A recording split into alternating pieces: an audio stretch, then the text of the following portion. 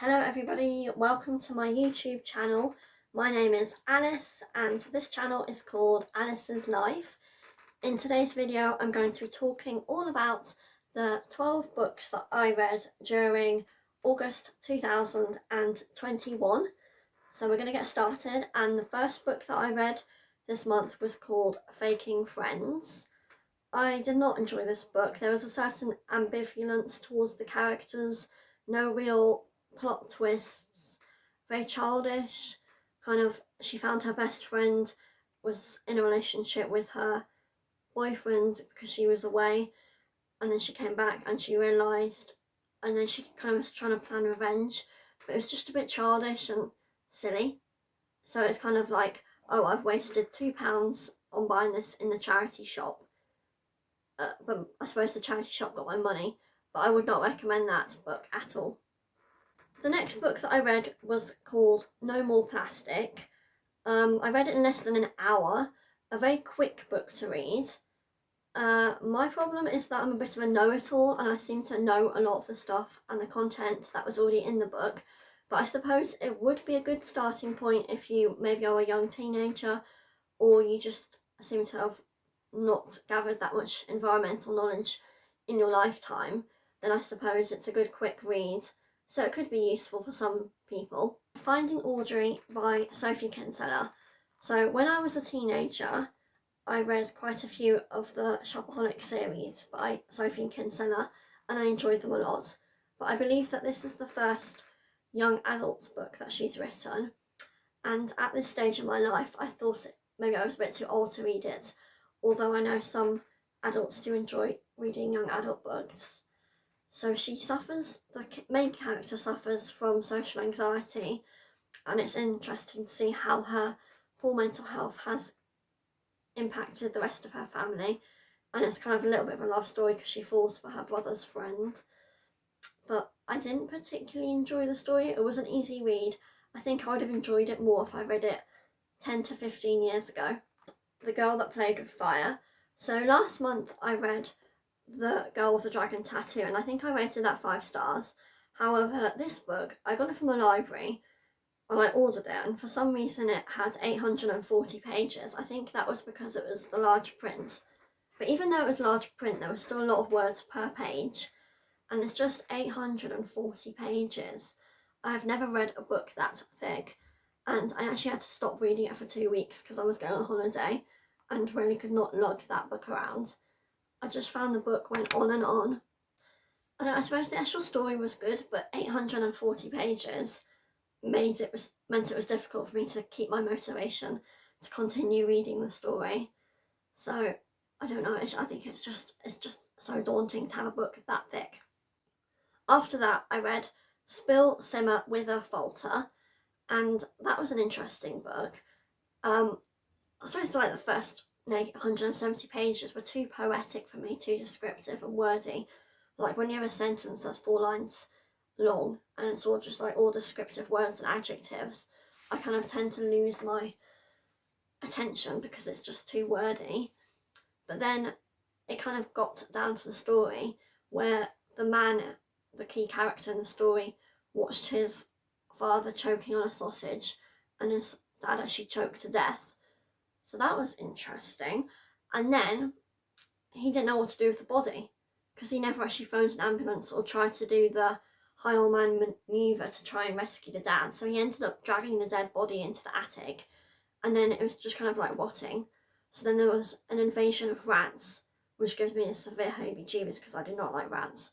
But then, because there's so many rats in the attic, he ends up going on this road trip with this rescue dog. And then when he comes back, the rats have eaten the father. So that was weird. And I just keep thinking about these rats in my head. And I do not like rodents. So it's kind of like, until it got to that point of understanding the mental health issues, why he's suddenly gone on this road trip, I was kind of like, what is the point in this story? But then that bit of the rodents and the choking on the sausage was like, ooh. I don't know, it was just a weird book. I'm not sure, I don't know. I'm not sure if I would recommend it, but it's just strange because now I've got all these images of rats in my head. The Private Lives of Pippa Lee.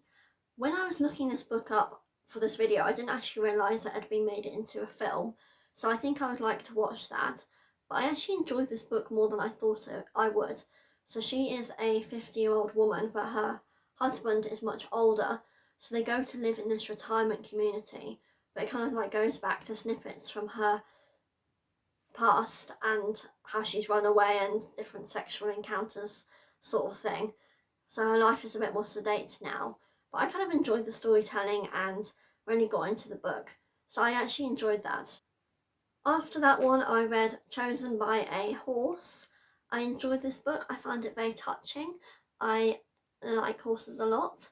And so I did enjoy the story, and it was good because it also looked at her relationships with other people. So her ex-husband and also her mother. My main issue, I suppose, there were a few little issues and sniggles, but I don't understand her whole desperation to have her moody mare in with the other horses, because there was this part where she's trying to get all the horses used to each other, and then her new rescue horse ends up quite badly injured because the moody mare attacks it. So like, why do you want the moody mare in with your rescue horse? Can't you just leave the moody mare to be by itself? It does not need to make friends with other people, other horses, if you already know it's moody. So it's like, why? And there were a few other little things, I can't remember what they were, but like, why are you doing it that way? Yeah, anyway, I did like the story, the whole power of the horses and how it's managed to help her emotionally. That is something I can relate to. So I did like that book, but it's just a little bit weird. I read the 5 Love Languages book by Gary Chapman. He wrote this in 1992. It's a very popular book. Currently has almost 50,000 reviews on Amazon, and I did enjoy the book. I found it helpful. But I suppose the problem is that you need to be open-minded, and he seems to be quite close-minded in that it's basically aimed at heterosexual couples that are married, but you need to be open-minded and willing to look at your love languages and how you show your love, how you display your love, and how other people might perceive that, because you could be trying and trying and the other person just doesn't get it at all. So I think it's a good book if you have problems in your relationship, or even if you do not have problems in your relationship, because you can always improve. So as a self-help book, it was very easy, quick to read, very slim. I read it in an evening very quickly, and I made a few notes.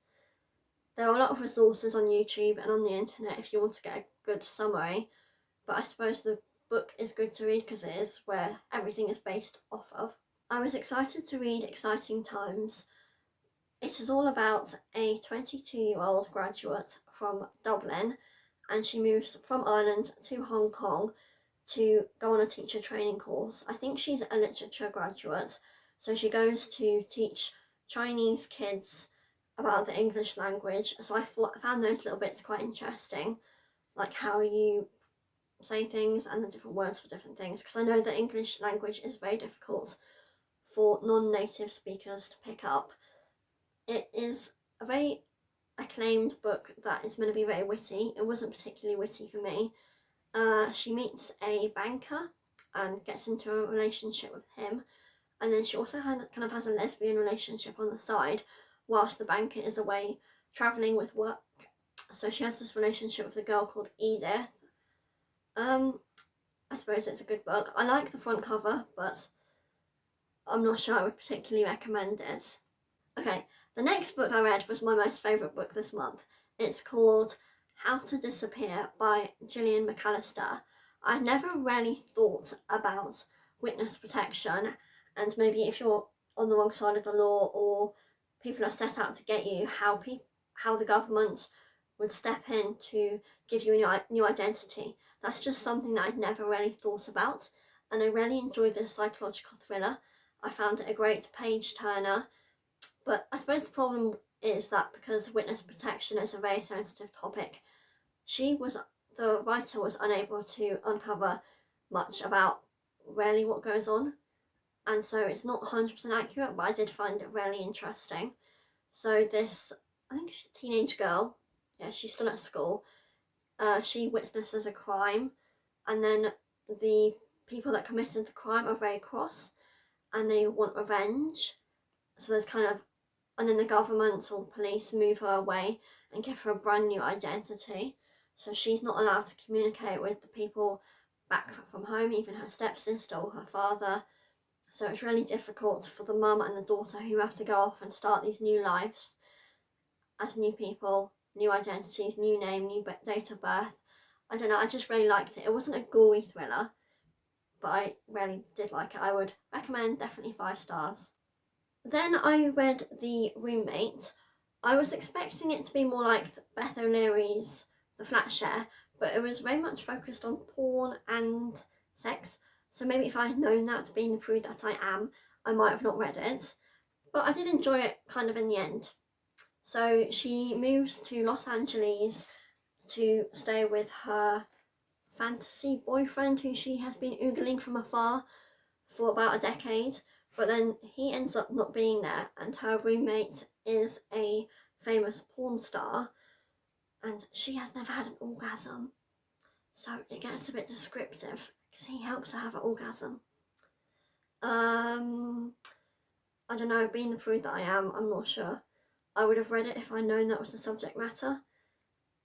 And the actual main character herself is a PhD student in art history and also a prude. So it is an interesting story, but I suppose it is just too predictable because, spoiler alert, at the end they get engaged. Then I read Beth O'Leary's latest novel called The Switch.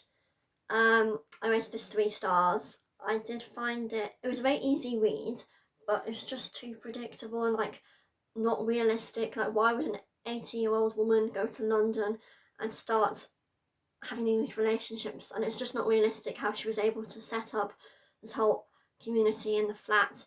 And then the daughter's side of the story was a little bit more realistic, I suppose. But I don't know, it was okay. It was good for like a rom-com sort of book, but not, I don't know, I didn't actually find it funny. There were romantic elements, but it was just not believable, and I like a bit of believability. Okay, so thank you for watching this video. If you enjoyed it, please give it a thumbs up because that helps the YouTube algorithm. I'm going to continue doing these what I read in a month videos for the rest of the year. So leave the comments in the comments below if you actually enjoy these videos, because I might stop them for next year. Okay, thank you for watching. Bye.